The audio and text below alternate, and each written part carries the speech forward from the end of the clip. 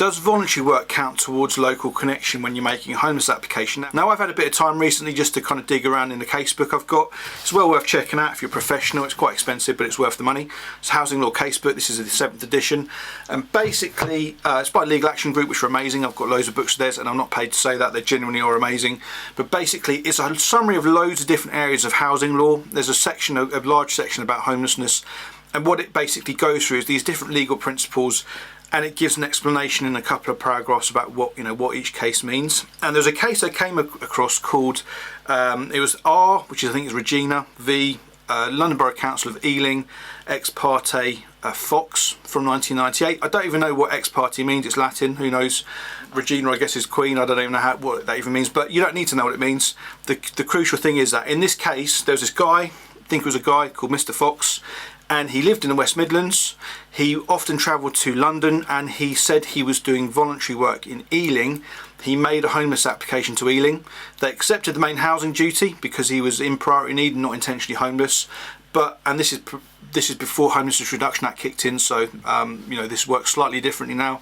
But basically they then tried to refer him back to West Midlands. Now he made the argument, I've got employment in the area. It's not paid employment, but voluntary work is still considered to be work, and so he made the argument. Now he went to court, and as it happens he lost the case because, as it turned out, he hadn't been doing voluntary work at all, as far as I can tell. I haven't read the full transcript, and so they kind of Ealing were kind of won the case, so to speak.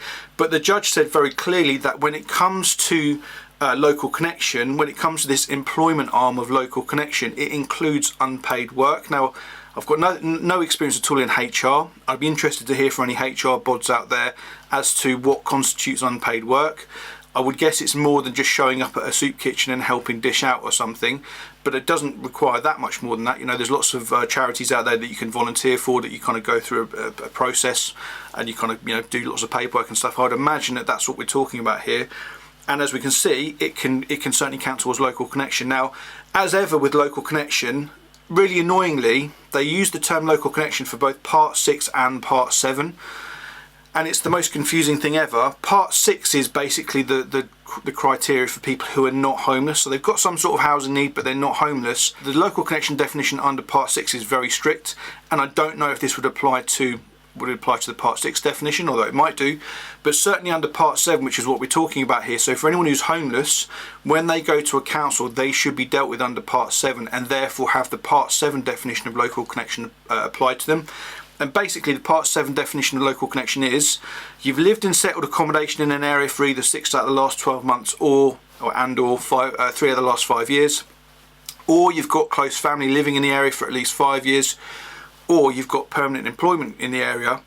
It doesn't specify a time, whereas it would do under Part 6, so there's no kind of time limit under Part 7, and there are some special circumstances as well. But as I say, this is relevant, so it might well be that you are able to enjoy local connection because you're doing voluntary work, as long as you're genuinely doing it in an area. You don't need to have a permanent employment contract. I've not seen this in practice. I would imagine that lots of housing officers won't have heard of this, so do kind of go in armed with this case. So that, as I say, I've given the name of it already. I'll put it in the subtitles or something, so you can Google it first. So as I say, lots of housing officers won't have any idea about this, so you have to educate them a bit.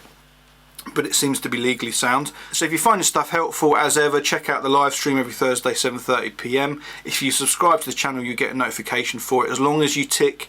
So on the subscribe button, there's like a little drop down that says get all notifications or something, so make sure that's ticked. And every time I upload a video, or every time we go live, you'll get a notification.